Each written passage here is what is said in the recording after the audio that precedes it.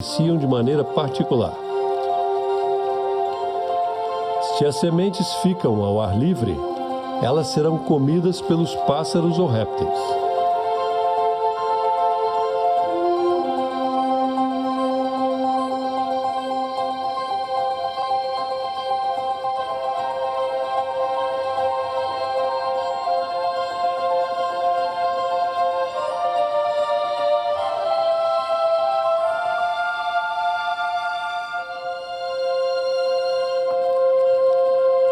Para sobreviverem e brotarem, elas devem ficar abaixo do solo, tão rapidamente quanto possível. Neste ponto, as formigas entram em ação e levam as sementes para seus ninhos abaixo do solo. Elas comem o alimento especial que foi colocado para elas na ponta da semente, mas não se interessam pela semente propriamente dita. Assim, a semente encontra um lugar abaixo do solo, onde pode brotar seguramente.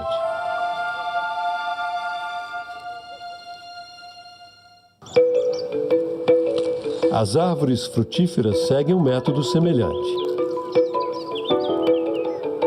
Elas usam os seres humanos e os animais para transportar suas sementes. E o preço que elas pagam para o transporte das suas sementes é o seu fruto.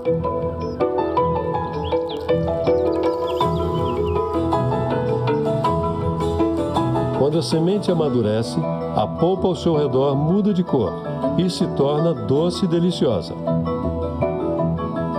Dessa forma, ela faz propaganda de si mesma, de tal modo que os seres humanos e os animais a colhem.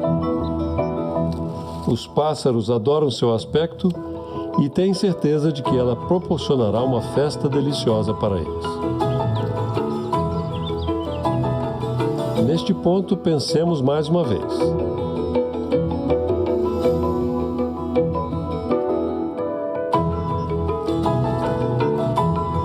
Utilizando solo umedecido, água e luz solar, as árvores produzem frutos deliciosos. Elas produzem valiosa nutrição para os seres humanos e animais, como se entendessem da fisiologia de seus corpos. E elas produzem esse alimento nutritivo de acordo com um projeto que assegura a distribuição das suas sementes. Mas não devemos esquecer que as árvores são compostas de raízes, caule e folhas.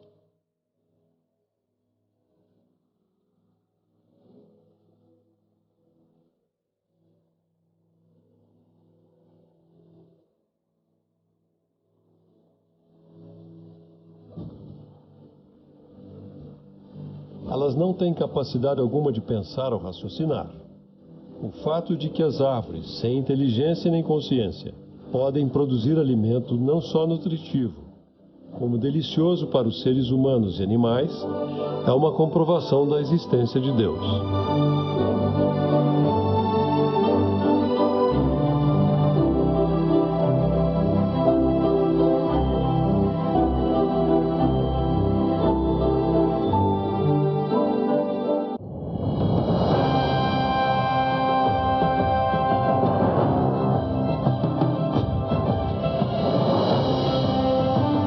Algumas plantas vivem onde os animais não podem atingi-las. E elas semeiam suas sementes por si mesmas sem o auxílio de ninguém. Por exemplo, essa espécie de trepadeira que vive em altos muros usa um interessante método. Ela se mantém viva e se espalha nas fendas dos muros, a 30 metros de altura.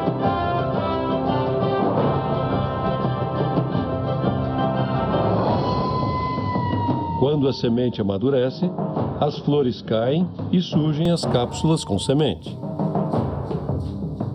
Neste ponto, a planta realiza algo miraculoso. Como você percebe em câmara rápida, ela se movimenta em direção à cavidade ou fenda mais próxima e enterra sua semente por si mesma. Esta é uma atividade miraculosa.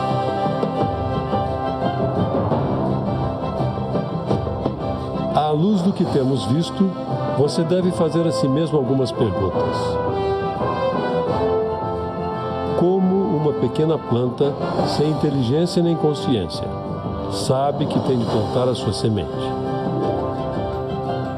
Como ela sabe que as suas sementes podem germinar somente em fendas? Quem lhe deu a faculdade de movimentação necessária para colocar as suas sementes maduras em uma fenda? Um fato simples vem à luz. Deus criou esta planta. Ela faz esse movimento interessante e inteligente graças ao miraculoso sistema que Deus lhe deu.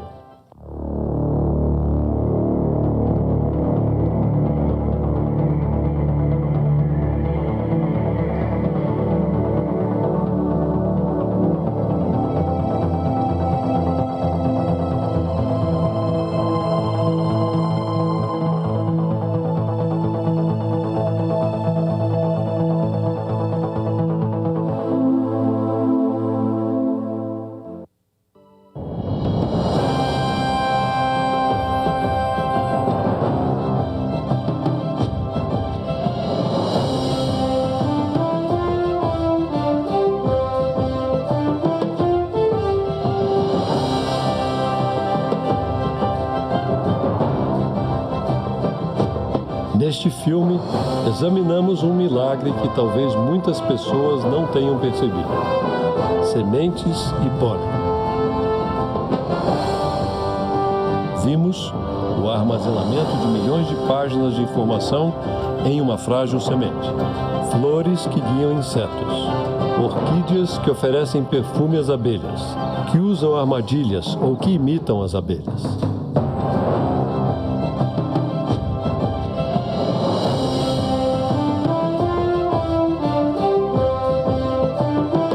Plantas que usam metralhadoras especiais para espalhar os seus esporos.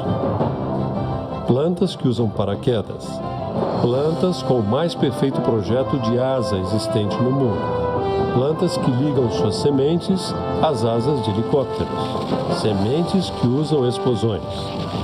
Sementes que viajam a milhares de quilômetros na água ou que resistem aos incêndios. Métodos usados pelas plantas para que outros seres vivos transportem as suas sementes.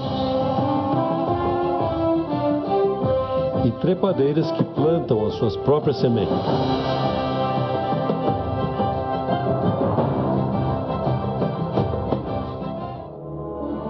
E temos testemunhado que a arte criativa de Deus abrange todas as coisas e tudo neste mundo.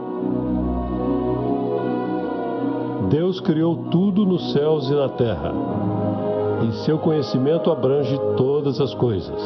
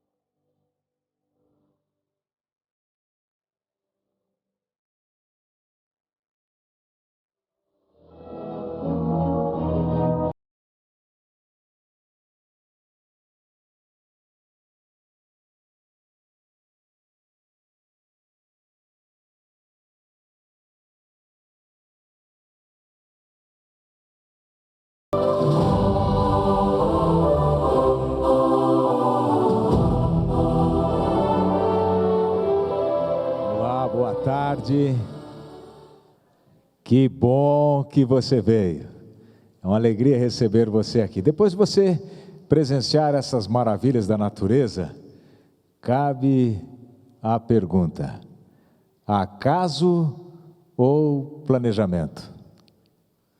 Você acha que essa semente que precisa viajar pela água, primeiro ela começou se desfazendo na água, e depois ela pensou, vou fazer uma casquinha para aguentar. Enquanto isso a planta morria, não é verdade? Acaso ou planejamento? Você decide, não é? Muito bem, nós vamos dar continuidade ao programa desta tarde, e nós temos uma palestra agora com o professor Marcos Natal. Eu vou convidá-lo, por favor, professor Marcos Natal. Vamos dar continuidade. O professor Marcos Natal é graduado em Geologia pela Universidade Federal de Minas Gerais, mestre em Geologia, área de Geologia Econômica pela Universidade Federal de Minas Gerais, doutor em Geologia na área de Geologia Econômica pela Universidade Estadual Paulista, Unesp, professor de Geologia e Paleontologia lá do UNASP, Campus São Paulo, e coordenador do Núcleo de Estudos das Origens, também lá do UNASP. Chegou o som aí? Chegou. Chegou. Nós temos também internautas que acompanham o programa, vocês também são bem-vindos. Professor Marcos Natal,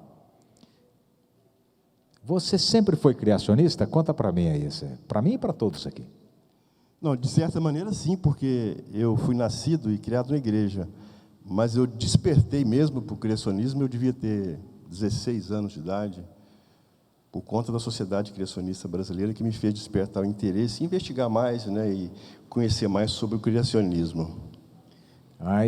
E veio que coisa boa, de lá para cá ele se tornou um dos principais palestrantes, não é? E você já viu que tem pessoas que participam aqui e desses seminários e depois se transformam também em palestrantes, não é verdade? Sim, a gente tem alguns colegas na própria sociedade que assistiam seminários e depois gostam, se apaixonam e acabam se tornando palestrantes. Eu acho que a gente tem que esperar que daqui também, não acha? Com certeza, e nós estamos precisando. É um assunto muito interessante, muito bonito, é um ponto forte da nossa doutrina. Eu tenho certeza que se você começar a se envolver com o criacionismo, você não vai conseguir parar. Bem, você vai falar sobre o registro fóssil e fazer um paralelo e falar também sobre o registro fóssil e a teoria da evolução. É fácil para alguém no meio acadêmico falar sobre isso assim com outros estudantes, outros doutores nesta área? Não, muito difícil, porque são abordagens muito diferentes. A gente vai ter oportunidade de ver alguma coisa. São visões muito distintas, e você tentar, às vezes, convencer alguém que está acostumado a fazer uma leitura baseada numa visão evolucionista, ela fazer uma visão alternativa, baseada numa cosmovisão diferente, é complicadíssimo. Em muitos casos, as pessoas são extremamente resistentes mesmo. Bem, você vai gostar da palestra também. Por favor, vai anotando. Você deve ter algum questionamento, vai anotando. Tem também um WhatsApp, tem um telefone que aparece às vezes na tela para você, aí ou na projeção, e você vai anotando. Eu vou dizer qual é o número aqui, espera aí, que eu anotei aqui, para você dizer. O telefone é 61 para o WhatsApp, tá? Se você quiser fazer a sua pergunta, é 61 9819 2149. Vou repetir, 61 9819-2149. Vai anotando e manda o WhatsApp, ou anota num papel, porque os palestrantes depois eles vão responder essas perguntas na medida do possível. Você então vai ter o seu questionamento respondido, tá bem? Um bom seminário para você nesta tarde. Ok, boa tarde. Primeiro eu queria pedir desculpa pela a minha voz está um pouco fanhosa, mas essa noite o ar-condicionado do hotel me atrapalhou um pouco. Vocês estão ouvindo bem? Está dando para entender bem o que eu estou falando? Primeiro eu queria dizer que é uma satisfação muito grande estar aqui com vocês nesse seminário. Um tema bastante interessante. Em Curitiba, que é uma cidade que, embora eu tenha vindo poucas vezes, mas é uma cidade que eu admiro e tenho inveja de morar aqui. Principalmente quando nós comparamos com São Paulo, né? É uma cidade, assim, traçado bonito, né? O arranjo da cidade, parece uma cidade que tem uma qualidade de vida muito boa. Queria parabenizar também aos organizadores do evento. Na verdade, o criacionismo, como eu disse, além de ser um ponto importante da nossa doutrina, o criacionismo tem crescido bastante e tem sido discutido hoje, não no âmbito das igrejas, mas nas escolas, nas universidades. Portanto, parabéns para você também que está conosco aqui hoje para conhecer um pouco mais do criacionismo. Como está mostrando na tela, nós vamos falar um pouquinho sobre o registro fóssil e a teoria da evolução. Por que essas duas coisas? O que tem a ver o registro fóssil com a teoria da evolução? Bem, rapidamente, de forma resumida, o registro fóssil é a ocorrência própria dos fósseis nas rochas. E a teoria da evolução é uma teoria que, entre outras coisas, ela procura explicar por que os fósseis aparecem na forma que eles estão. Não pensa você que os fósseis estão de forma desorganizada nas rochas. Você acha qualquer coisa onde você quer. Eles ocorrem de forma organizada. E a teoria da evolução se propõe, entre outras coisas, explicar por que eles aparecem naquela ordem. O que nós percebemos, né, principalmente nós criacionistas, é que essa tentativa da teoria de explicar o arranjo dos fósseis, às vezes não, com muita frequência encontra dificuldades, ou seja, a gente percebe uma incompatibilidade entre o arranjo dos fósseis na coluna geológica, ou seja, nas rochas, e o que a teoria procura explicar.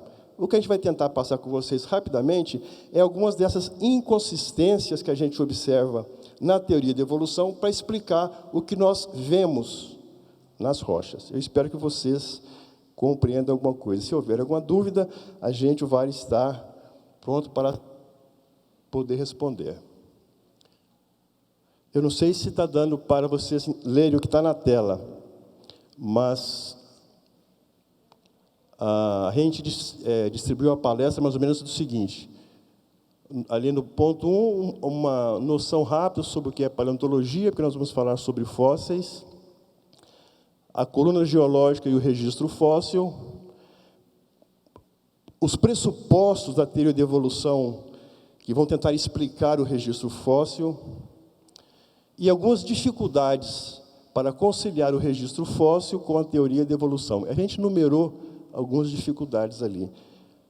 Eu queria perguntar, está dando para vocês entenderem o que está na tela? Porque senão eu vou ter que, talvez, explicar com mais detalhes alguma coisa. Está dando para ler? Ok, então vamos prosseguir. Bem, a paleontologia é um ramo das ciências naturais que estuda a história passada da vida sobre a Terra. Qualquer ser vivo que passou por a Terra, que morreu, que ficou preservado, é objeto de estudo da paleontologia. Eu tenho que apontar isso para... Ok. O que é a paleontologia, na verdade? Não existe um curso de graduação de paleontologia, onde você vai na faculdade e faz o curso. Normalmente, o biólogo faz o curso de biologia, ou então o geólogo faz o curso de geologia, ele faz um mestrado em paleontologia. Isso, no Brasil, funciona assim. Porque as duas disciplinas têm uma área em comum muito importante. Porque a paleontologia é a intersecção entre a geologia e a biologia. Porque a biologia estuda os seres vivos. E os fósseis são nada mais que o quê? Ex-seres vivos, né? São seres vivos que morreram e ficaram preservados. Então, tem tudo a ver com a paleontologia. E a geologia estuda as rochas, que é o local onde se encontram os fósseis. Por isso que essas duas coisas estão muito bem aproximadas. Os fósseis. Ontem à noite eu conheci aqui o Minicentro Criacionista. Quantos de vocês conhecem o Minicentro Criacionista? Eu queria que quem não conhecesse fosse lá conhecer. Quem não conhecer um fóssil, quem não conhecer alguma coisa relacionada com os fósseis, tem um minicentro muito bonito, e vocês vão conhecer lá, e quem sabe entender um pouquinho melhor algumas coisas que eu estou falando aqui hoje. Então, fósseis são restos ou vestígios de qualquer organismo, restos ou vestígios de qualquer organismo que ficou preservado nas rochas. Tá? Nós falamos restos ou vestígios porque uma coisa é resto, outra coisa é vestígio. Tá? Resto é um pedaço do animal, por exemplo, um pedaço de osso, do dente. Vestígio é uma pista, uma pegada, aqueles animaizinhos que fazem um furo na areia, né? Quando ele morre, ele deixa um vestígio de perfuração, que lá é um vestígio. Tá? Então, dentro dos restos, eu tenho alguns restos que são preservados completamente, são excelentes fósseis, mas são muito raros. E uma maneira muito legal de preservar fóssil é o âmbar. O âmbar é uma resina que alguns vegetais excretam, algumas árvores excretam, e quando aquela resina está derramando, se ela encontrar na frente um inseto, uma semente, uma folha, ela vai capturar aquilo. Quando a resina cristaliza, quem está lá dentro está totalmente preservado. É o caso dessa aranha que vocês estão vendo ali, né, capturando um outro inseto, e é o caso do slide superior. É uma pena que não tem como apontar ali, lá no canto superior direito, um inseto também tentando capturar outro inseto. Naquele momento, a resina envolveu eles, acabou, ficaram preservados. Esse talvez seja um dos melhores processos de fossilização. Tem o caso também dos mamutes, né? Os mamutes, eles são congelados, eles foram preservados porque morreram no ambiente congelado. E no ambiente congelado, a ação de micro-organismos é muito menor, portanto, a decomposição é muito menor, eles acabam ficando preservados. Além desses, nós temos também, veja que aqui eu não tenho conservação total, eu tenho conservação parcial. Por quê? Porque as partes moles entraram em processo de decomposição, só ficou as partes duras, que é um dente ali no caso, né, um dente de tubarão, e no canto de cá tem uma cobra. Eu trouxe esse exemplo dessa cobra. O lado esquerdo fica a cabeça e do lado direito fica a cauda. Só para mostrar para vocês que as cobras, existiam cobras com patas, né? Na verdade, a Bíblia já falava sobre isso, quando fala que a serpente foi amaldiçoada e passou a rastejar pelo chão, supõe-se que ela tinha patas. E quando a gente olha para os fósseis, realmente existem fósseis de sementes de serpentes com patas, semelhante ao que a Bíblia costuma falar. E esse aí é um exemplo. As patas ali, as duas patinhas na ponta, quase que na cauda de uma cobra. Então, esses são conservação parcial, porque a parte mole, as vísceras, por exemplo, não preservaram, ficou só preservado as partes duras. Esse aqui é um outro tipo, que é um molde. Né? O molde é quando uma concha, por exemplo, cai no fundo do lago ou do mar, e ela deixa uma marca. Quando ela é retirada dali, aquele molde fica impresso. É como se você pisasse na lama e depois tirasse o seu pé, fica o molde do seu pé e aquilo fica preservado. Por fim, nós temos esse tipo de molde, que é um molde externo. Aqui eu tenho, do lado de cá, eu tenho um gastrópode. Como é que forma isso? Ele morre, a parte interna se decompõe, fica vazio, fica oca. Ela é preenchida por sedimento, por areia, por lama. A parte de fora dissolve e fica só o miolo, que é aquilo que está ali, ó, aquele miolinho ali. Isso chama molde interno, porque ele molda a parte interna, a parte de dentro da minha concha. Então, eu tenho ali 3 moldes externos. E, por último, as pistas e as pegadas, como eu disse. A gente tem uma trilha do lado esquerdo e tem também a parte de uma trilha do lado direito. Esse tipo de fósseis são importantíssimos. Às vezes é melhor você achar uma trilha. Repara que não tem resto de nada, né? Só tem a trilha. Às vezes é melhor você achar uma trilha do que você achar um fragmento de osso. Porque, com base nessa trilha, por exemplo, do lado esquerdo, eu sei que se trata de um animal, um réptil bípede. E do lado direito, eu sei que trata de um quadrúpede.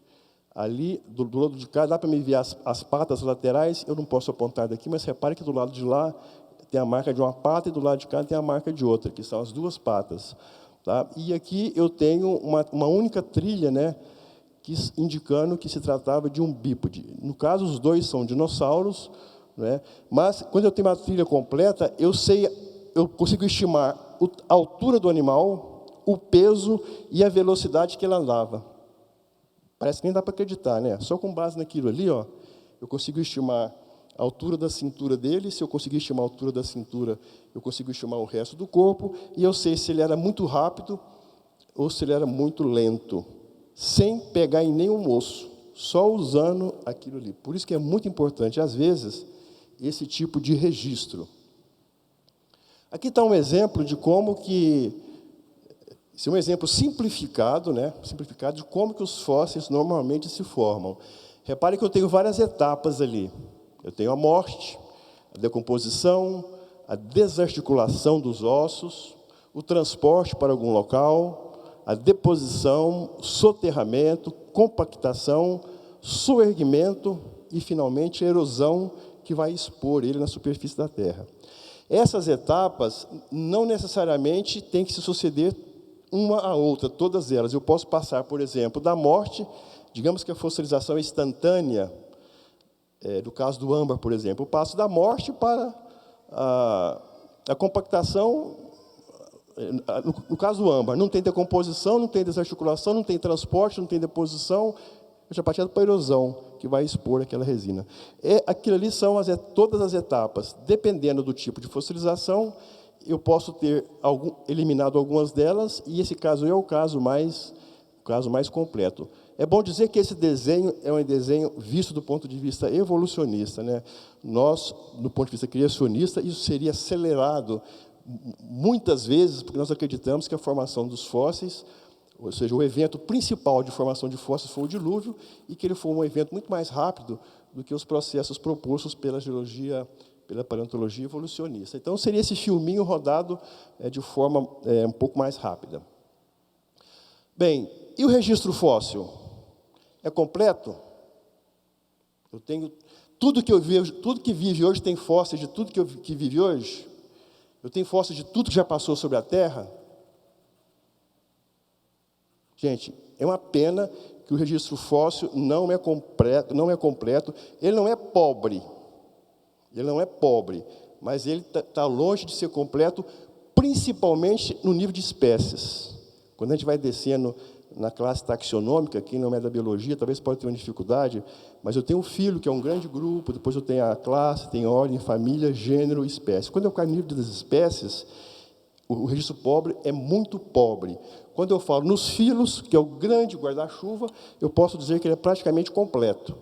Então, depende do nível hierárquico, taxonômico, que eu vou analisar, eu vou dizer se ele é... Mas, de maneira geral, abaixo de família, o registro fóssil é pobre. Ok? Estima-se que nós temos hoje, acho que vocês já leram, esse número já deve ter aumentado, mas isso é uma estimativa, 5 milhões de espécies. Tem estudiosos que falam em 20 milhões de espécies, e tem gente que chega a falar que nós podemos... pode existir na face da Terra cerca de 100 milhões de espécies. É um número um pouco exagerado, mas é um dado da literatura. Mas vamos ficar com um número conservador na faixa ali de 5, 6 milhões. Ou seja, tudo que existe na Terra, todas as espécies, somam em torno de 5 milhões, 6, 7 milhões de espécies. Disso aí, apenas 250 mil espécies fósseis, ou seja, mais ou menos 5% do valor inicial. Então, repare que a proporção que eu tenho de espécies hoje e a proporção de espécies descritas como fósseis é muito pequena. Por quê? E aqui está um exemplo, né? Em cima, no primeiro quadro, eu tenho uma comunidade viva. Repare que ali eu tenho animais de corpo com esqueleto, como aquelas conchas que estão ali embaixo, e em cima eu tenho animais que estão flutuando na água e são de corpo mole, tecidos frágeis. No quadro de baixo, vocês vão observar que a primeira coisa que acontece é que aqueles de corpo mole desaparecem, porque os tecidos não são preservados, ficam só, ali no quadro do meio, aqueles que têm as partes duras. E na parte de baixo, mesmo boa parte daqueles que têm, das conchas, que têm esqueleto, eles são fragmentados, são quebrados, dissolvidos, enfim, ficam a parte muito pequena. É por isso que do lado lá, do esquerdo, está escrito lá, estima que cerca de 2/3 dos organismos de uma comunidade marinha normalmente não se fossiliza. 2/3 é muita coisa. Por ser constituída apenas por tecidos de corpo mole. Por isso que, às vezes, o registro fóssil fica incompleto, porque esses animais de corpo mole não conseguem sobreviver aos processos de fossilização. Outra coisa, a qualidade do registro fóssil não depende da quantidade. Tem local que você chega, tem trilhões de fósseis. Quem já tive a oportunidade de conhecer lá a pirâmide de Gizé, se você olhar com muito cuidado lá, ela é praticamente feita de fósseis. é um microfóssil pequenininho, chama foraminífero, lá da ordem Nummulites. Até o nome chama Nummulites gizerrensis. Então, os blocos da pirâmide são cravejados de Nummulites, que é um fóssil, mas só Nummulites, não tem mais nada. Então, eu tenho uma quantidade muito grande e tenho uma variedade muito pequena. Então, não é todo lugar que eu tenho muito fóssil que eu quero dizer que ele está bem representativo. Nesse lado de cá, eu tenho camadas de fósseis. São camadas formadas só por fósseis. Ali eu tenho dentes, escamas, alguns ossos, mas de quê? De 2 ou 3 variedades de peixe só. Então, eu tenho quantidade muito grande, variedade muito pequena. Não é representativo. Embora eu tenha muita coisa, me diz pouco. Então, a gente tem que ter cuidado, um pouco de cuidado, quando a gente avalia o registro fóssil. E aqui é só para vocês entenderem a coluna geológica e, como eu disse, e os fósseis. O que eu falei para vocês no início? Eles não aparecem na coluna geológica de forma desorganizada. E aqui que é um problema que os evolucionistas exploram muito e dizem que quase que a prova irrefutável da evolução está aqui.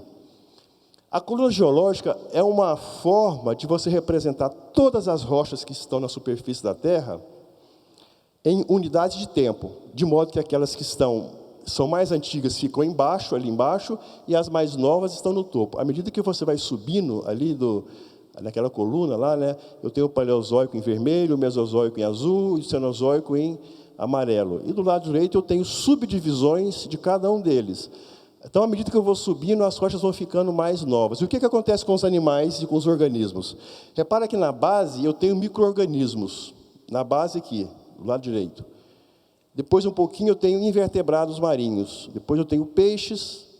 Mais ali pelo meio, eu tenho os primeiros anfíbios. Depois, um pouquinho mais acima, répteis. Depois dos répteis, aves. E lá em cima, tem até um cavalo, né, tem os mamíferos. E lá em cima, no topo, estamos nós. Então, essa ordem de coisas muito simples embaixo, micro-organismos, para coisas muito complexas no topo, que a evolução diz? Está vendo aí? Ó? Isso aí é evidência de que a vida surgiu de forma muito simples e evoluiu para formas muito complexas. Isso é mentira? Não. Se você for observar os fósseis, você vai encontrar isso aí, formas mais simples na base. Gente, simples na maneira de dizer, tá? A comparação, porque se eu for pegar um micro-organismo da base, uma bactéria, ela já é extremamente complexa. Mas se eu comparo uma bactéria que é procarionte, nem núcleo de célula tem, conosco, com vamos supor, os mamíferos, a diferença de complexidade é muito grande. Então, é uma complexidade relativa. Mas, enfim, eu tenho organismos simples na base e mais complexos no topo. Isso que é o que eu disse, que é a distribuição ordenada. Repare que eu não encontro qualquer coisa em qualquer lugar. Você não encontra fósseis de homens embaixo da coluna geológica. Ok? Você não encontra fósseis de aves aqui embaixo. Então, essa distribuição é mais ou menos verdadeira. Bem, estão lá os fósseis na coluna geológica e a teoria da evolução que procura explicar isso. Como é que ela procura explicar isso? Então, aqui tem 4 pressupostos. É claro que a teoria envolve mais do que isso, mas isso é uma forma muito simples, rápida, da gente entender quais são os pressupostos básicos, e são os principais. E por que quando eu olho para os fósseis, eu não vejo isso aqui? Então, se a teoria que está tentando explicar alguma coisa, você olha para aquela coisa e não consegue ver uma correspondência com a teoria, o que acontece com essa teoria? Ela precisa de ser revista, né? Se a teoria não explica muito bem o seu objeto de estudo, é porque a teoria ou está incompleta, ou está faltando alguma coisa, ou talvez não seja uma boa teoria. É isso que nós vamos tentar observar aqui. Então, pressuposto número 1. As mutações são muito importantes para a evolução. E o que são as mutações? Elas produzem variabilidade genética de forma aleatória. O que quer dizer isso? Toda variação que você tem no seu corpo, a cor do cabelo, a cor da pele, a textura dos ossos, a sua altura, todas as características que são o nosso fenótipo, seriam produzidas através das mutações. Elas podem alterar essas características do meu corpo. Tá certo? Então, dependendo da mutação que acontece comigo, ela pode alterar a espessura da minha pele, a cor do meu cabelo, a cor dos meus olhos. São fatores genéticos que alteram as minhas características. Tá? Então, é um ponto importante para a evolução. Seleção natural. O que a seleção natural faz? Ela trabalha sobre as variações, conferindo maior êxito reprodutivo àquelas variantes favorecidas pelo meio ambiente. Então, como é que funciona isso? As mutações produzem muita variabilidade. Então, eu vou ter, numa população, organismos com características diferentes. Aqueles, diz a evolução, que tiverem aquelas características produzidas pela mutação, que estão mais bem ajustadas ao meio ambiente, esses vão ter condição de viver mais tempo, gerar mais descendentes para a próxima geração. Aqueles que têm as características que não estão muito bem ajustadas ao meio, eles não vão conseguir viver muito, alguns vão morrer antes de procriar, não vão gerar descendentes, e a tendência desse grupo ficar sendo reduzido, até ser extinto. E vai ficar aquela espécie mais bem ajustada. Ok? Então, vocês entenderam o raciocínio, né?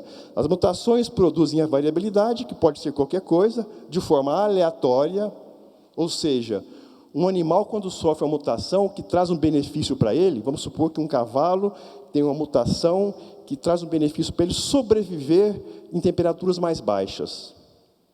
E uma outra população de cavalos não tem essa mutação. O que acontece? Com o passar do tempo, aquela população de cavalos que não tem essa mutação vai desaparecer, porque ele não vai conseguir sobreviver em temperaturas muito baixas. Mas aquela população que tem essa característica de resistir, eles vão resistir. Só que os cavalos não fazem isso. Olha, eu vou me ajustar aqui para adaptar ao meio.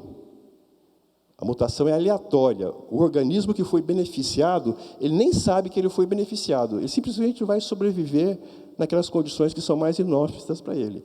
Portanto, a gente diz que a mutação é cega. Ninguém sabe qual a mutação que aconteceu com ele.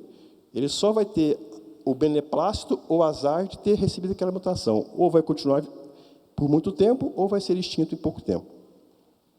O terceiro, gradualismo. A mudança evolutiva é geralmente lenta, gradual e contínua. Isso Darwin nunca abriu mão disso. Morreu afirmando isso na hora da morte. Ou seja, as mudanças de uma espécie para outra, através de mutação e seleção natural, as mudanças são lentas, graduais e contínuas. Ou seja, ela tem que deixar pistas, porque ela vai deixar vários intermediários entre o ancestral mais antigo e aquela forma mais desenvolvida. O Darwin nunca arredou o pé disso. E os darwinistas de hoje também nunca arredam o pé disso. Eles insistem que as mudanças são lentas, graduais e contínuas. E, por último, a ancestralidade, que é um conceito darwiniano também. Isso é um conceito de Darwin. Todo organismo na face da Terra tem um ancestral. Então, se eu pego lá cavalos com onças, eles devem ter uma ancestral. Esse animal deve ter uma ancestral que gerou ele. E esse ancestral dele deve ter vindo do outro ancestral que gerou ele. Isso até chegar no primeiro ser vivo. Então, segundo a teoria da evolução, todos os animais, plantas, têm alguém que deu origem a eles. E aquele que deu origem também veio de um mais antigo que deu origem a ele. E sucessivamente até o primeiro ser vivo. Então, esses, gente, são 4 pressupostos. Eu queria que vocês prestassem bastante atenção nos dois últimos, que é gradualismo e ancestralidade. São pontos fortes da teoria. E vamos ver se nos fósseis a gente consegue ver isso.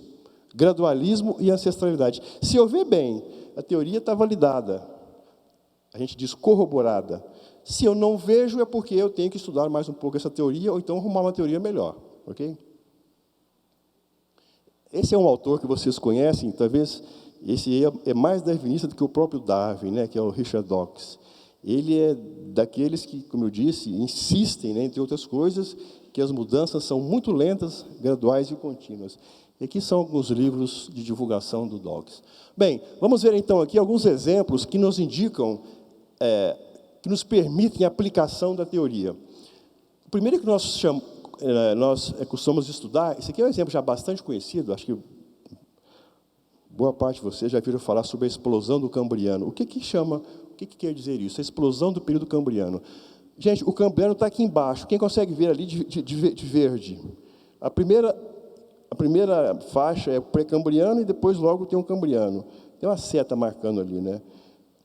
Nesse momento na história da Terra, teriam surgido praticamente todos os grandes grupos de vertebrados marinhos. Praticamente todos os vertebrados que nós conhecemos teriam surgido ali. Tá? Por que usa o termo explosão? Isso é um termo evolucionista.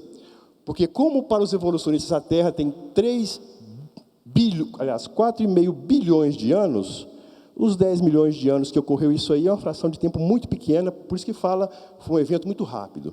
Mas o que importa aí é o seguinte, nesse momento, praticamente todos os filos, o que é filo? É um grande grupo.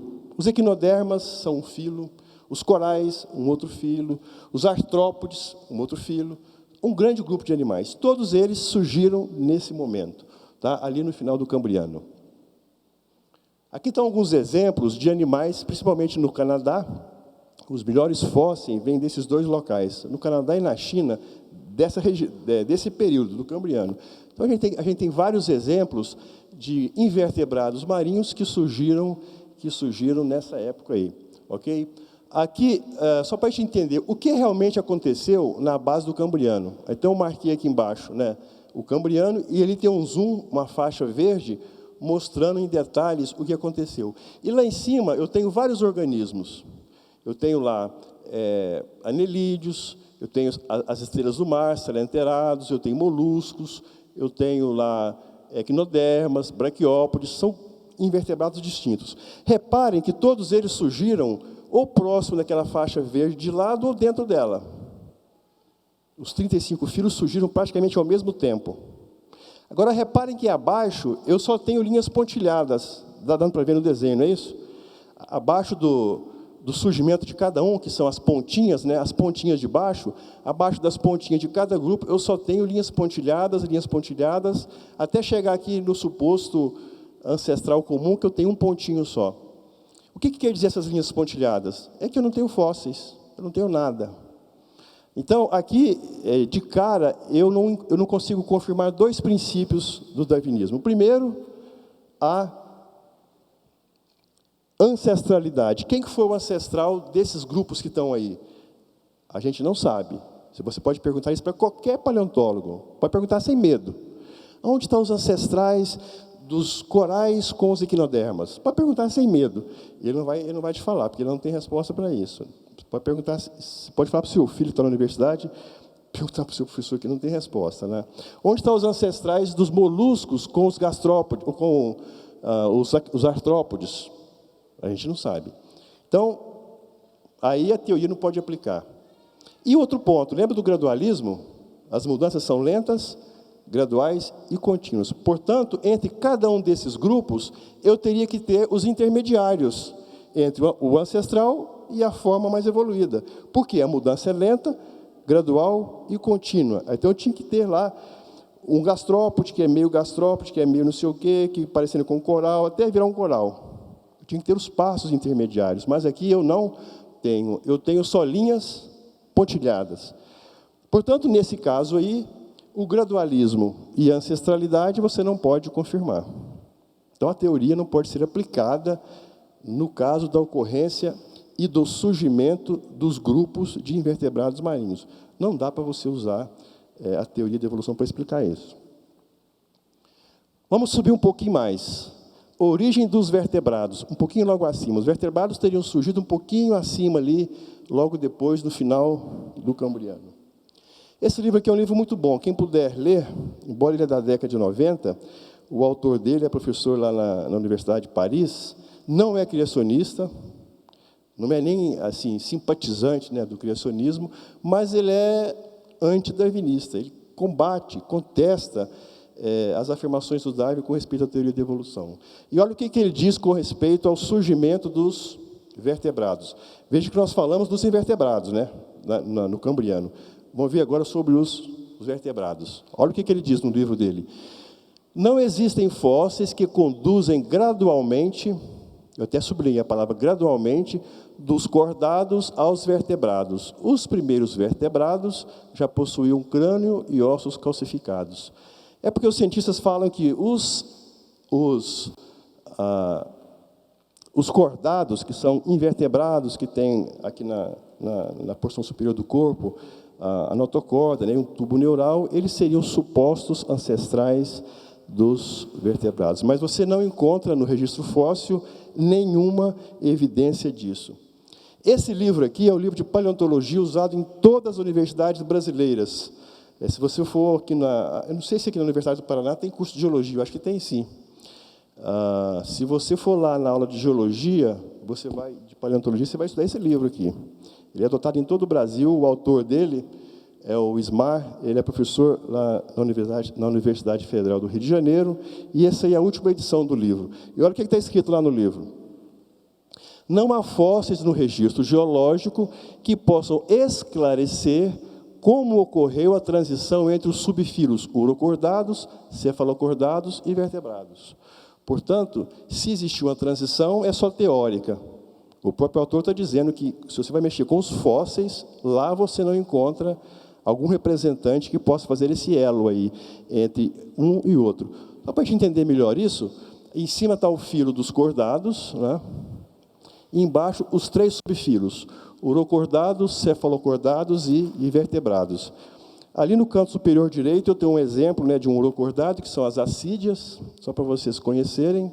E no campo de baixo eu tenho um exemplo lá de um cefalocordado, que é o anfíoxo. E aqui do lado eu tenho um hipotético, o elo hipotético entre esse cefalocordado aqui e os vertebrados. Na verdade, gente, eles encontraram um animalzinho tipo esse. Eu até botei um videozinho aqui, eu queria ver se ele consegue ligar o vídeo. Na verdade, foi encontrado esse animalzinho, se não me engano, 3 ou 4 anos atrás, chama Metaspringina walcott.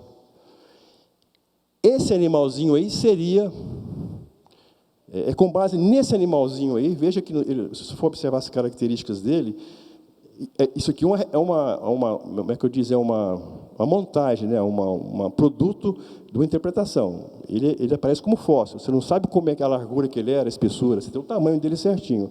Mas esse aí é a única evidência que se tem para dizer que os vertebrados vieram de alguma coisa tipo isso aí. E esse aí seria o elo entre os cefalocordados e os vertebrados.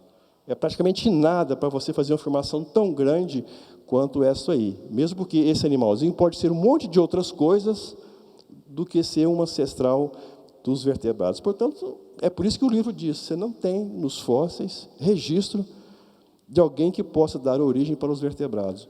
Portanto, mais uma vez, a gente não tem como usar aqueles 2 princípios do darwinismo, gradualismo e ancestralidade, porque eu não tenho, nesse caso, nem os ancestrais e não tenho nem as formas de transição.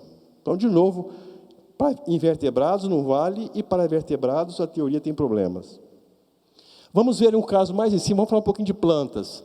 Origem das angiospermas. As angiospermas são aquelas plantas, deve ter alguns biólogos aqui, que produzem flores e frutos. É o grupo predominante de plantas que nós temos hoje na natureza, né? Elas surgiram mais ou menos ali, segundo os evolucionistas, ali no final do Cretáceo, tá? Mas elas surgiram assim, todas as angiospermas praticamente apareceram prontas. Então já tinha lá mangueira, laranjeira, pé de limão, pé de tudo, assim, cada um já definido, cada um a sua árvore específica, ok? Elas teriam surgido lá no final do Cretáceo. Aqui eu coloquei o exemplo da angiosperma. Então, elas formam o grupo de plantas mais bem-sucedido hoje. Cerca de 260 mil espécies de angiospermas nós temos espalhados pela natureza hoje. Elas teriam surgido no final do Cretáceo de forma muito rápida. Eu botei alguns exemplos: trigo, cevada, maçã, pera, abóbora. E todas as plantas que vocês imaginarem que dão frutos e têm flores pertencem ao grupo das angiospermas. Está ali onde elas surgiram. Percebeu? Surgiram tudo ali, naquele quadradinho verde. Aqui estão os vários grupos aqui, surgiram em alguns momentos do quadradinho, mas todas surgiram ali. Em termos de tempo geológico, isso é um surgimento abrupto, ultra rápido. E, de novo, a gente não tem os ancestrais e as formas graduais. Alguma coisa que não seja nem mangueira e nem laranjeira. Vamos dizer assim, né? Uma forma intermediária. Essa figura aqui é um fóssil, é o único fóssil encontrado que seria o suposto ancestral das angiospermas. E aquele quadro ali, ó, acho que não dá para vocês lerem, mas em rosa, que é a parte superior, aquele rosa pink está marcado, aonde que surgiram as angiospermas, tudo embaixo ali é Cretáceo. Aonde que elas surgiram, que foi no período do Cretáceo, elas surgiram muito pequenas, depois foram ampliando, aumentando, e hoje eu tenho aquela faixa enorme de rosa pink, que são as angiospermas, e verde, mais claro, aquela faixinha de azul, e outro verde, são outros tipos de plantas, mostrando que elas dominam amplamente hoje. Mas surgiram de forma rápida. E, de novo, nós não temos os fósseis de transição, e, de novo, nós não temos os ancestrais. Eu tenho essas plantas, da forma que você vê elas hoje, elas surgiram. Então, de novo, né, a teoria fica um pouco prejudicada. E aqui é um outro gráfico mostrando, em cima, na barra vertical, é o número de famílias, e na horizontal eu tenho o período Cretáceo, dividido em vários subperíodos. É uma pena que não tem como eu apontar, mas logo no início do Cretáceo, quase na metade, elas surgiram e elas aumentaram, o número de famílias foi lá para cima, mostrando que elas cresceram muito rápido, né? Elas expandiram de forma muito rápida, mas sem deixar pistas de onde que elas vieram, tá? E não mostrando nenhuma forma intermediária entre uma planta e outra.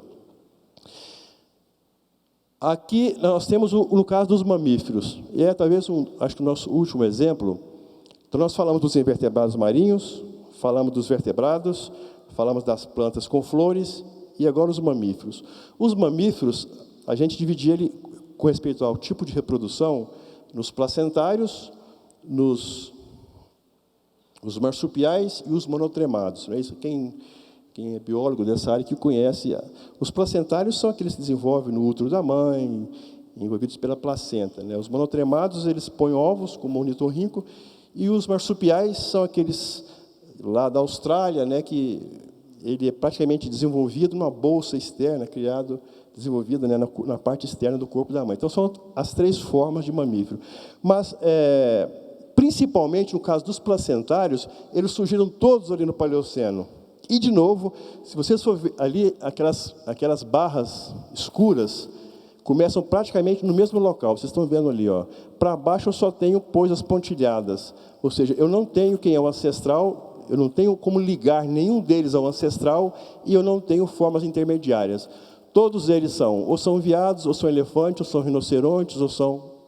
Eu não tenho uma coisa meio isso, meio aquilo. Eu tenho cavalos, eu tenho rinocerontes, eu tenho elefantes, eu tenho leões, eu tenho esses animais. Okay? Eu não tenho formas intermediárias. Então, de novo, eu não posso aplicar aí o gradualismo e, de novo, eu não posso aplicar aí a ancestralidade, que são dois princípios fundamentais do darwinismo. Como é que eu passo aqui? Vou até pular isso aqui. Bem, dinossauros. O que realmente aconteceu com os dinossauros? É uma pergunta que a gente faz, parece que todo mundo pergunta, mas e aí os dinossauros? Eles existem? Eles existiram? É uma aberração criada pelo inimigo? Enfim, um monte de coisa, né? Os dinossauros, o que aconteceu com os dinossauros?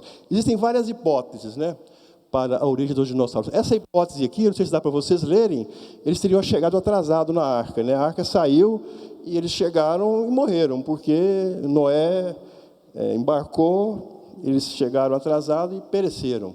Então, alguns procuram explicar dessa maneira. Foram extintos porque chegaram atrasados lá na hora do... Começou o dilúvio. Esse grupo aqui fala, não, eles pegaram o navio errado, né? Pegaram o navio que não era o navio correto. E o navio afundou, eles foram juntos, né? Mas existem alguns paleontólogos que falam diferente. A paleontologia não fala nem uma versão nem outra. Os dinossauros, realmente, os dinossauros foram extintos, mas um grupo deles evoluiu e deu origem às aves. Portanto, as aves que nós temos hoje são aquilo que sobrou dos dinossauros. Aquele pássaro bonito e maravilhoso que você vê cantando de manhã é um descendente lá do T-Rex, do Jurassic Park. Gente, isso não é brincadeira. Isso é a teoria mais aceita hoje no meio científico, é que os dinossauros deram origem às aves. Vamos ver um pouquinho sobre isso aí. Esse é um exemplo, é uma ave utilizada, uma ave primitiva, para dizer que os dinossauros, que as aves vieram dos dinossauros. Por quê? Ela parece um fóssil de transição. Repare, ela chama Archaeopteryx, ou Archaeopteryx, ela tem características tanto de réptil quanto de ave. Então, para você ter uma ideia, a mandíbula aqui tem dentes. A ave não tem dente. Eu não sei se vocês conhecem alguma ave que tem dente, mas o Archaeopteryx tinha dentes. Então, a mandíbula dele tem dentes. Ele tinha uma cauda. Dá para ver a cauda ali, ó, o tamanho da cauda?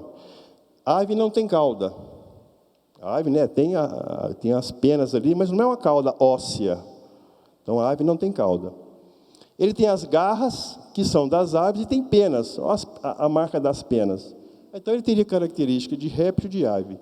Aí, pronto, aí está lá o que a gente precisava, né, para dizer transição entre réptil e ave. Aqui está um exemplo do que seria um fóssil de transição. Eu não sei se vocês conseguem ler, mas o que é um fóssil de transição?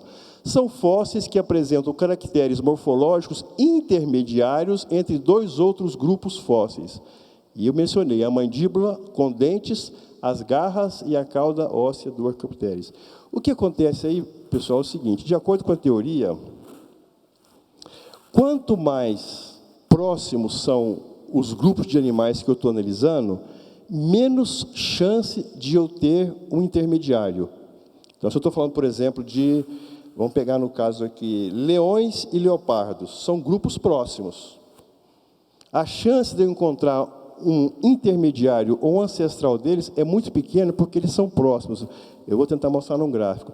Agora, quanto mais distantes os dois animais são, por exemplo, répteis é uma coisa e aves é outra, como eles são muito diferentes e a diferença é muito grande, a tendência é encontrar muito mais intermediários entre eles, porque eles são muito diferentes. Quando eles são mais parecidos, é difícil encontrar intermediários, porque eles já são parecidos. Mas quando eles são muito diferentes, no caso de um dinossauro e de uma ave, a tendência é que eu encontre várias formas, porque isso é uma diferença muito grande entre uma ponta e a outra. Vocês entenderam o raciocínio? Aqui está um exemplo do que eu falei. Quanto maior a distância entre os grupos fósseis, maior o número de ancestrais e, portanto, maior o número de fósseis intermediários. Ali eu tenho, imagine aquelas duas pontas do lado direito. Eu tenho poucos ancestrais. Vamos supor que eu tenho um leão ali e um leopardo na outra ponta. Eu teria só um ancestral e dois intermediários. Isso é só um exemplo. Porque são grupos que estão próximos, já são parecidos. Agora, se eu for comparar essa ponta do lado de cá com a ponta de lá, vamos supor que eu tenho répteis aqui e aves lá. A tendência é que eu tivesse um número muito maior de intermediários, porque eles são muito diferentes. Uma coisa é um pássaro, é um canário, outra coisa é um T-Rex. Então, era de se esperar de eu ter várias formas intermediárias, que é o que prevê a teoria. Gradualismo, a mudança é lenta, gradual e contínua, então teria que ter várias coisas entre um dinossauro e as aves. E o ancestral, ok? Vamos investigar isso, então. Os dinossauros teriam surgido naquela faixa azul, grande ali do lado esquerdo, que é o Mesozoico. O que prevê o darwinismo para o registro fóssil? Então, vamos supor, raciocinar em termos de darwinismo. Eu teria um ancestral aqui embaixo, aquela linha amarela teria dado origem aos crocodilos, essa linha do lado de cá teria dado origem aos ornitísquios, que é um grupo de invertebrados, e a outra ponta da linha teria dado origem aos saurísquios. Aquele V em amarelo. São os dois principais grupos de dinossauros que nós encontramos. Os saurísquios, que têm uma cintura semelhante à cintura dos lagartos, e os ornitísquios, que têm uma cintura, aqui, os ossos da cintura semelhantes aos ossos das aves. Então, eu teria mais ou menos isso. Depois, do ramo dos saurísquios, teria surgido o Archaeopteryx, e do ramo do Archaeopteryx teria surgido lá em cima as aves modernas. Deu para entender o raciocínio? Né? Eu tenho primeiro lá os crocodilos, que é o mais antigo, surgiu no Paleozoico. Do Paleozoico, do rosa para o azul, eu tenho os dinossauros, que foram dois ramos, os ornistíquios e os sauríscios, e de um dos ramos surgiu o Archaeopteryx, e de um dos ramos do Archaeopteryx teriam surgido as aves. Esse seria o previsível teórico, pela teoria, para explicar a ligação das aves lá em cima com os dinossauros ali embaixo em amarelo. Vamos simplificar isso um pouquinho. Bem, então os dinossauros teriam surgido no Mesozoico. Esse grupo aí de dinossauros, os dromeossauros, seria, segundo o darwinismo, o ancestral mais antigo. São os dromeossauros, que é um tipo de dinossauro mais ágil, mais leve, e que, segundo eles, poderia ser o ancestral das aves. Depois surgiram dinossauros com penas. Na verdade, gente, esses dinossauros com penas, na verdade não são penas, são plumas. E o objetivo dessas plumas não era o voo, no caso das aves, era você regular a temperatura do corpo. Então, eles desenvolviam uma plumagem, né? E com aquela pluma eles esquentavam, esfriavam, assim, eles regulavam a temperatura do corpo. Então, eu tenho dinossauros com plumas. Então, de acordo com o que o darwinismo prevê para o registro fóssil, então eu teria lá os dromeossauros, que seria o ancestral mais antigo, teria os dinossauros com penas, e depois, enfim, eu teria as aves. O Archaeopteryx logo ali depois, e por final. Isso é o que prevê a teoria. Até aí tudo bem. O ancestral em laranja, o outro ancestral mais jovem, os com penas, e em verde, as aves, que é o que nós temos hoje. O que nós encontramos nos fósseis? Aquilo é a teoria. O que nós encontramos nos fósseis? Então, está lá, os dinossauros surgiram no Mesozoico. Os dinossauros com penas surgiram no Jurássico, naquela faixa do meio. Está certo. Ancestrais das aves. As aves, no lugar delas, surgiram lá no Cretáceo. Então, eu tenho o ancestral aqui e tem as aves. Mas cadê o outro ancestral mais antigo? Ele teria que estar mais embaixo, não é isso? É ou não é? Ele tem que estar mais embaixo, porque ele é o ancestral mais antigo. Isso é o que prevê a teoria. Mas o que aparece como fósseis? Eles estão no final do Cretáceo. Ou seja, o ancestral mais comum, aquele que teria dado origem às outras formas, aparece depois delas. Parece que a coisa parece que está invertida, né? Então, não dá para a gente imaginar essa sequência evolutiva como proposta pela teoria. A teoria diz uma coisa, e você vai para os fósseis, você vê alguma coisa. Aqueles dromeossauros lá em cima, eles tinham que estar aqui embaixo, conforme o slide anterior.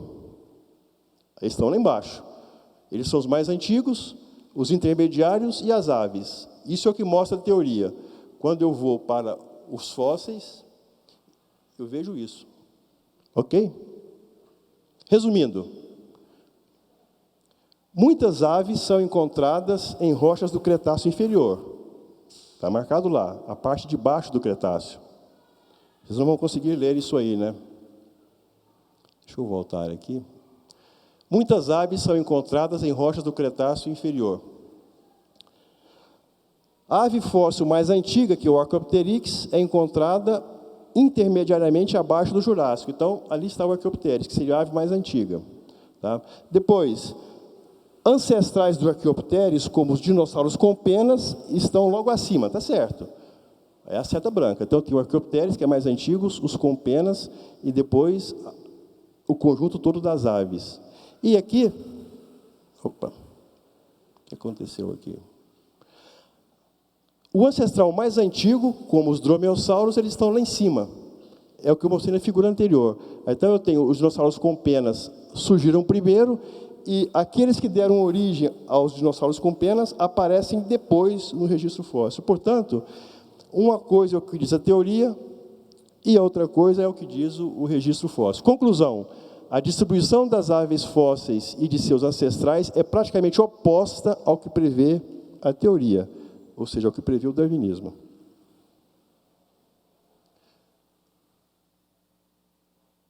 Um outro aspecto que a gente tem questionado a respeito do darwinismo é uma questão interessante que tem sido descoberta nos últimos, vamos falar, 10 anos. Né? À medida que a tecnologia avança e que os equipamentos ficam mais possantes, que os microscópios conseguem enxergar com mais detalhe, começou-se a perceber que ossos de dinossauros, que são da idade de 60 milhões de anos, 65 milhões de anos, 70, 75 milhões de anos, lá você encontrava tecidos extremamente frágeis. Partes moles. Lembra que eu disse lá no início que as partes moles são as primeiras que entram o quê? Em processo de decomposição. Mas esses equipamentos muito sofisticados começaram a mostrar que existem tecidos muito delicados em ossos que são extremamente antigos. Aí das duas, uma. Ou o processo de preservação foi quase que mágico e a gente não conhece o que é isso ainda, ou esses fósseis são mais recentes. Porque esses tecidos que são encontrados lá não conseguem perdurar durante 60 milhões de anos sem entrar em processo de decomposição. E eu vou dar alguns exemplos para vocês aqui. Nesse artigo aqui, mapeamento, eu vou ter que ler aqui de perto, porque eu não decorei o nome de todos os artigos, mas é mais ou menos o seguinte: um mapeamento infravermelho indica a preservação de tecidos moles de 50 milhões de anos na pele de um réptil. Então, o que eles detectaram aqui nesse estudo, nesse primeiro, de cá eu tenho uma amostra do réptil, naquele quadradinho ele foi ampliado ali, e ali eu tenho os detalhes das escamas, da pele de um réptil de supostamente, quanto é que está marcando ali? 50 milhões de anos, ou seja, essa pele sobreviveu 50 milhões de anos. O outro artigo ali, gente, tudo isso aqui é artigo que a gente pegou só em revista boa, ok? Então, quem está encontrando isso aí são os próprios evolucionistas.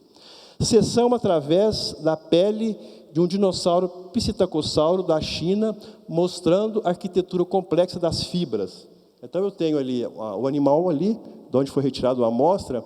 É uma pena que a imagem não está boa para a gente poder olhar. E eu não tenho aqui o laser para mostrar exatamente onde eu queria mostrar para vocês verem. Mas a gente tem 3 imagens. Na segunda, aquelas partes maiores são as escamas maiores. Não dá para vocês verem, mas elas estão envolvidas por um conjunto muito maior de escamas menores, pequenas e muito delicadas, extremamente frágeis, e estão preservadas em animais lá da China, lá do Cretáceo, da ordem de 60 milhões de anos. Só mais alguns exemplos para a gente poder ver. Evidência microscópica de proteínas em ossos do Cretáceo. Gente, proteínas. Proteínas, nem é pele mais. Enquanto eu estou falando de proteínas em ossos de animais do Cretáceo. Proteínas. Ali naquele primeiro slide de cima, na letra A, eu tenho ali uma matriz óssea com as fibras de colágeno, e na letra B, eu tenho osteócitos, eu tenho um osteócito ali. Gente, osteócito é uma célula óssea. A função dela, né, elas crescem nas cavidades, as pequenas cavidades dos ossos, elas têm os canalículos que interconectam, está vendo aquelas canalículos laterais? Eles interconectam com outras células, e elas são responsáveis por disseminar nutrientes na matriz óssea, para que o osso possa se desenvolver. Então, são células. E é isso que foi encontrado lá em ossos lá do Cretáceo. Ali na letra C, eu tenho lá um osteócito individualizado, com os canalículos laterais. Na letra D ali, eu tenho... Eles colocaram a solução nele, para a gente poder ver de forma tridimensional. Na letra M, eu tenho ali... A foto não ficou boa aí, mas eu tenho um feixe de fibras, né, na letra M. Na letra N, logo no canto lá, é pena que não dá para ver, aquelas manchinhas brancas são detalhes muito delicados de fibras de colágeno nos ossos de dinossauros. Tecidos moles muito delicados em ossos do Cretáceo. Depois eu vou dizer para vocês por que isso é impossível. Aguarde só um minuto. Mas olha esse exemplo aqui. Caracterização biomolecular e de sequência de proteínas de um Hadrosaurus B canadensis do Campaniano. O Campaniano é uma subdivisão do Cretáceo, aí na faixa de 65 milhões de anos. Olha o que eles acharam aqui. De novo, lá eu tenho as cartilagens, né, na letra A matriz óssea, as setas estão indicando a presença de osteócitos, que são células ósseas, responsáveis pela a disseminação, a difusão de nutrientes na matriz óssea. Tá? Na letra B e na letra C, eu tenho detalhes, uma ampliação dessa estrutura de fibras. Vamos pular para a letra F. Aquela letra F é um vaso sanguíneo, olha, um vaso sanguíneo, com conteúdo dentro do vaso, que é aquela coisa, aquela borra, aquela coisa escura ali dentro, deve ser uma borra de sangue. Então, veja bem, vaso sanguíneo em ossos de dinossauros com 60 milhões de anos. Ou algum processo de conservação que nós não conhecemos preservou esses vasos. Gente, que um vaso preservar por um tempo desse beira ao milagre. Ou então esses fósseis não têm 60 milhões de anos, eles são muito mais novos. De novo, ali na a terceira, acho que letra G, se não me engano, eu tenho vasos ali, na letra H, eu tenho 2 vasos, dá para vocês verem, só que eles estão vazios por dentro, não foi encontrado nenhuma substância dentro dos vasos, mas estão os 2 vasos ali, e embaixo eu tenho osteócitos de novo, tem 3 células aqui, eu tenho mais aqui 2 células, 2 osteócitos, que são células ósseas. Tudo isso em material que teria na faixa mínima de 60 milhões de anos. Realmente a gente não sabe como que essas coisas se preservaram. Preservação de partes de tecidos frágeis, raros, mostrando a estrutura fibrosa em um ictiosauro do Jurássico, na Inglaterra. Aí o Jurássico já é 100 milhões de anos, já não é mais 60, é mais 40. Aquelas faixas brancas que vocês estão vendo são as fibras de colágeno, que é uma proteína. O colágeno talvez seja uma das proteínas mais importantes do nosso organismo. Ela é responsável para dar sustentação e fortalecimento nos nossos tecidos, tanto no tecido conjuntivo quanto nos ossos. Embaixo aqui eu tenho, de novo, as fibras, e a figura não ficou muito boa, mas eu tenho um semicírculo ali mostrando a diferença de uma fibra bem preservada, como está em cima, de uma fibra mal preservada aqui embaixo. Ela começa a ficar apagada e borrada, né? Então, você tem que detectar aquilo que é bem preservado e aquilo que não está bem preservado, em ossos do Jurássico, na faixa de 100 milhões de anos. Esse caso aqui é o mais crítico, né? O que eu acho assim, uma aberração. O título do artigo é Estrutura celular e fibrosa preservada em espécimes de dinossauro de 75 milhões de anos. Gente, aquilo que vocês estão vendo ali na letra A, B, C, são osteócitos. Osteócitos são hemácias, que são os glóbulos vermelhos. Lá nos hemácias está a hemoglobina, que é responsável pelo transporte do oxigênio no sangue. São hemácias, células osteócitos, preservadas em um dinossauro lá de 75 milhões de anos. Gente, a gente nem sabe como que publica uma coisa dessa, mas está publicado, né? Esse aqui eu vou até pular para chegar nesse aqui. Vocês não vão conseguir ler aqui não, mas esse estudo que foi feito aí são biomoléculas em restos fósseis. Tá? O título, eu vou até chegar aqui perto, aqui, porque eu não estou... O título é o seguinte: persistência, né, ou duração esperada de biomoléculas nas temperaturas de 0 graus centígrados, 10 graus centígrados e 20 graus centígrados. Então, o cara fez um estudo da chance de 3 biomoléculas preservarem a 0 graus centígrado, a 10 graus centígrados e a 20 graus centígrados. Qual que é o tempo de resistência nessas condições?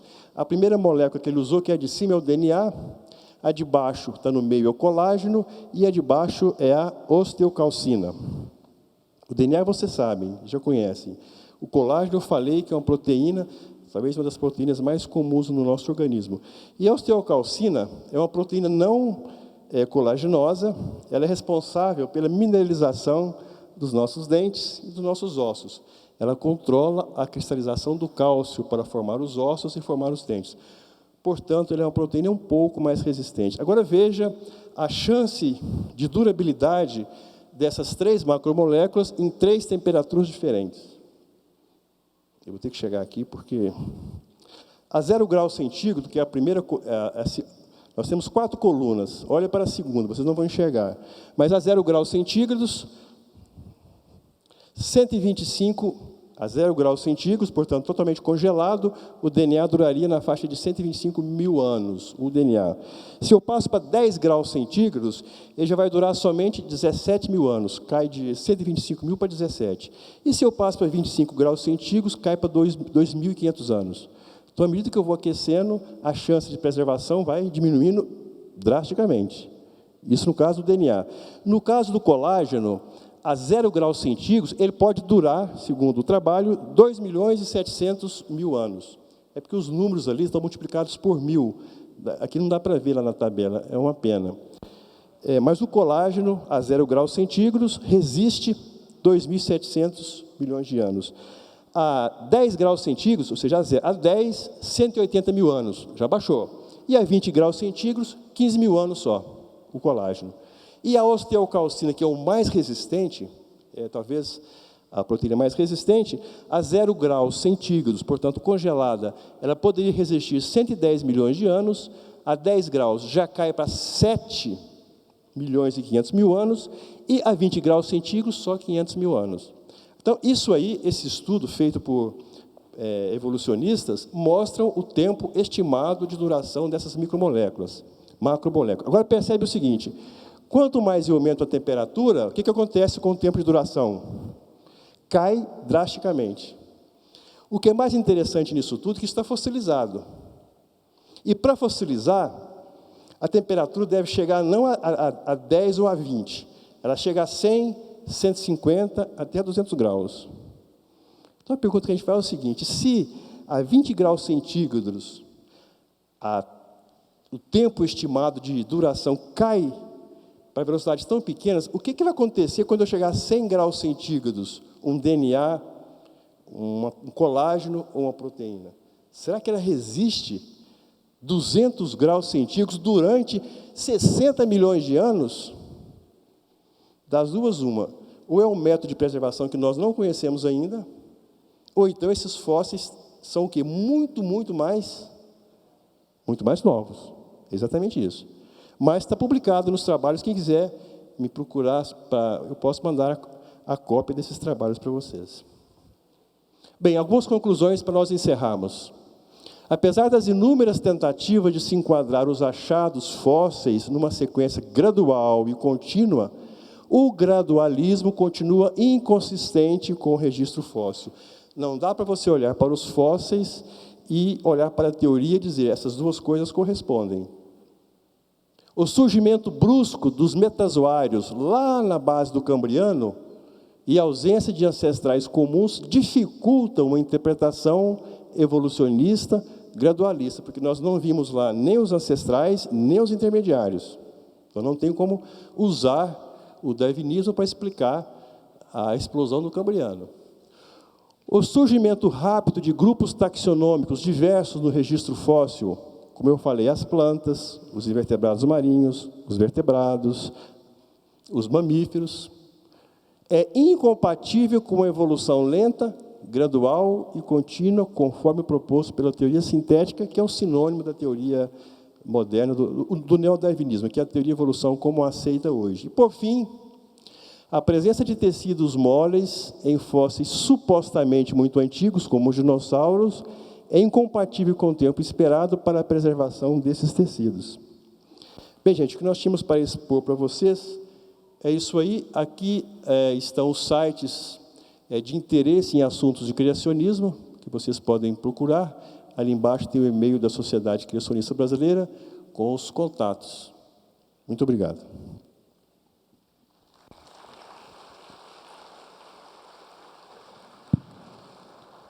Muito obrigado, professor Marcos Natal.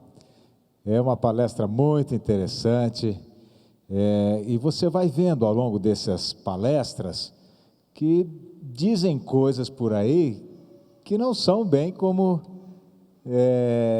deveriam ser ditas, não é verdade? É realmente impressionante o que a gente ouve, e alguns dizendo e colocando, provado cientificamente. As datas são aquelas mesmas, né? Igual essas colunas geológicas, em lugar nenhum do planeta elas estão naquela posição que você vê nos livros, em lugar nenhum. Tem um pedacinho assim num lugar, outro pedaço no outro, mas ninguém te conta isso, para você acreditar naquilo que você não precisa ou não deveria, né? Nós vamos fazer agora um sorteio, ou deixamos para depois? Não, vamos fazer um sorteio, né? Quem quer receber o seu brinde tem que saber o número seu aí. Você na inscrição, quem fez inscrição agora há pouco, a gente tem o nome aqui com o número, não é? E você pode então ganhar esse brinde. Muito bem. Você vai sortear o que agora? Não, já está ligado. Saiu o som? Pega esse aqui, então. Você pode ter mexido. Esse amarelo aqui deve estar com som. Nós temos inscritos 307 pessoas. Que beleza, Ok? que beleza. Eu vou fazer diferente. Antes de sortear o primeiro número, eu queria chamar, tem que estar aqui presente, Alex da Silva Modesto. Está presente? Alex? Alex, Não? não está, não está. Então eu vou chamar o segundo, porque o Alex foi o número 1 Ah, o primeiro na a fazer. lista de inscrições feito pela internet. Então, número 2, Simone Bezerra de Souza. Está aqui presente? A Simone? Também não. Número 3, a Rafaela Cristina de Freitas Martins. Também não. Vamos para o número 4, Yasmin Santos Ferreira. Também não. Ok. Eu vou chamar, então, para receber esta revista, a última pessoa que fez a inscrição hoje. Lausier José Trindade. Lausier está aqui, por favor? Está lá, está vindo, está vindo. Você vai receber uma Fábio, revista ajuda a gente. sobre os dinossauros. Muito Foi o bem, assunto, o assunto que foi aí. falado. Ok. Parabéns. Então vamos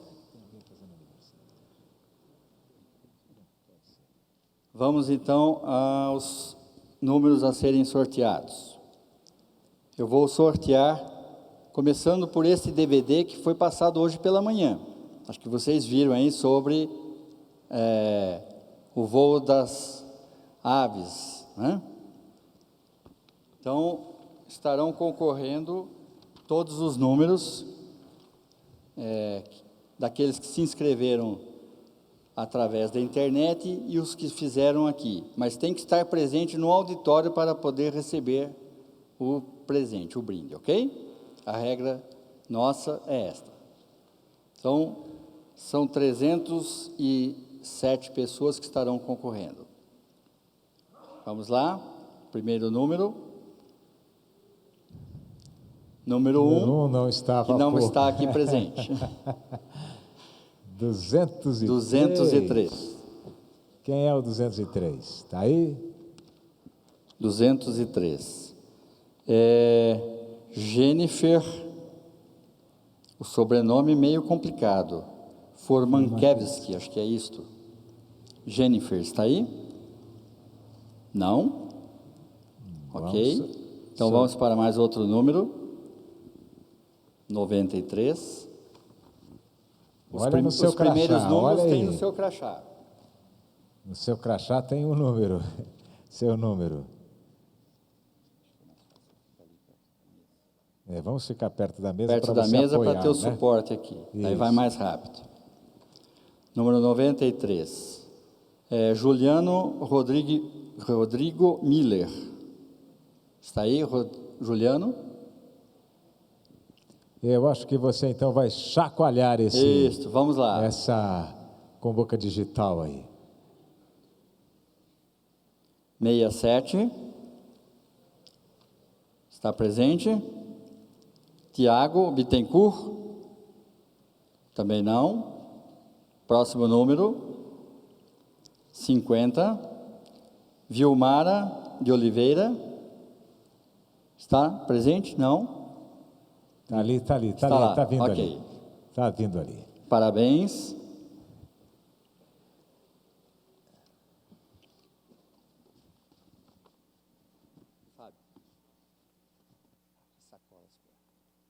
Nós estamos distribuindo aqui também uma sacola que tem os nossos sites para facilitar. Em seguida, nós vamos estar agora fazendo o sorteio desse livro que foi doado pelo NUMAR, Núcleo de Maringá. Próximo número, 235. O nome da pessoa é...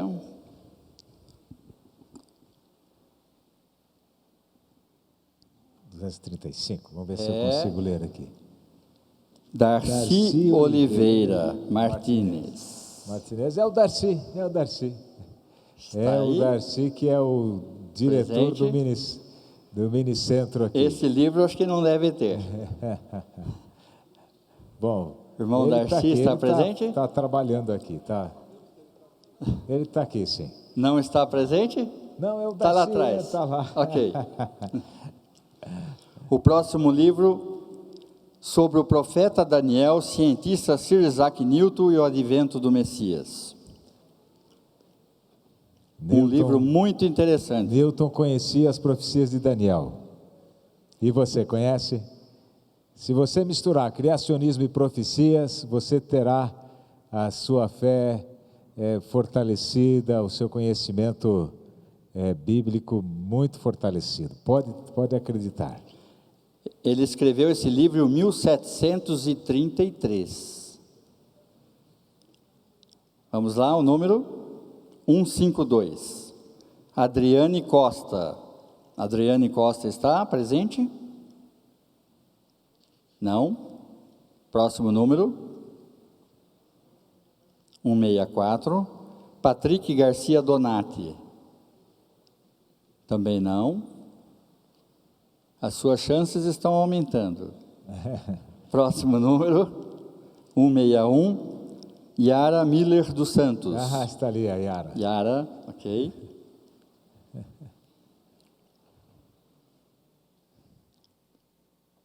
Muito bem, Yara. Mais um? Mais um. Sobre a época e a obra pioneira de Guilherme Stein. Quem foi Guilherme Stein? Foi um personagem, foi o primeiro adventista batizado no Brasil, e aqui na cidade de Curitiba, há 120 anos atrás, ele fundou a primeira escola. Primeira escola. Ele fala sobre a vida dele. Vamos ver. 146.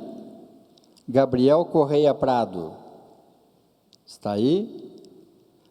Acho que precisamos dar uma chacoalhada aí no sorteio. Número 12. Salo Renato. O Salo Renato. O Salo é um colaborador da Sociedade Criacionista. Olha aí, Salo. Parabéns. Muito bom, Salo. Mais uma publicação sobre a esfericidade da Terra, falando sobre Cristóvão Colombo, que sabia que a Terra era redonda. Próximo número do sorteio, 187.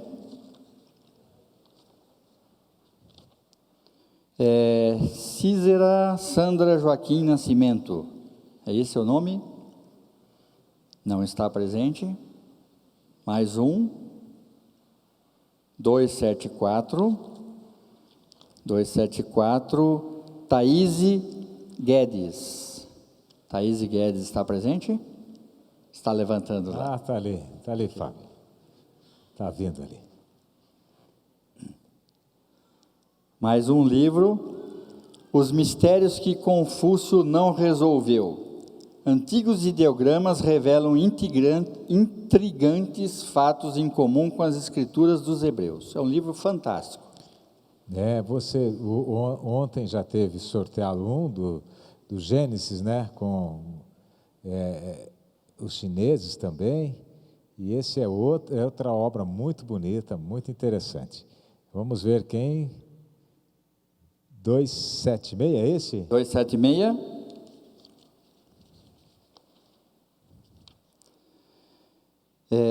Vastiane Barbosa Cloider.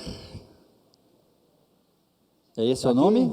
Está vindo lá. Está ali, Fábio. Que bom. Bom, você tem perguntas? Vai mandando pelo WhatsApp ou então você pode escrever para mais tarde a gente fazer as respostas. O Fábio, que você está vendo andando ali, Isso. ele é o encarregado da área de cursos à distância lá da Sociedade Criacionista. Se você quiser, às vezes, falar com ele ali, converse com ele. Tem 2 cursos que já estão em linha, um curso de introdução ao criacionismo e outro um pouco mais complexo, mas aqueles que gostam dessa matéria podem se aprofundar. Depois a gente vai falar mais ao final da próxima palestra, não é? Isso, e vamos estar sorteando para quem estiver aqui presente a inscrição gratuita no curso Introdução ao Criacionismo e ganhando o livro também, ok? Muito bem, então é o seguinte, eu vou fazer o seguinte, vou pedir para você ficar em pé. Isso, você almoçou? Eu sei que muita gente come gostoso, comida gostosa no sábado. Então, que tal você se espreguiçar? Vou dar para você 5 minutinhos de relógio para você se movimentar, para a gente participar da próxima palestra. Isto, se alonguem mesmo. Não é falta de educação espreguiçar-se, não, é vital para o corpo. É importante.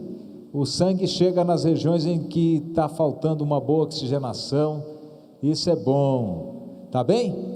Ó, já está contando, hein? Já não tem mais 5 minutos, tá? Tá bom? Aproveite.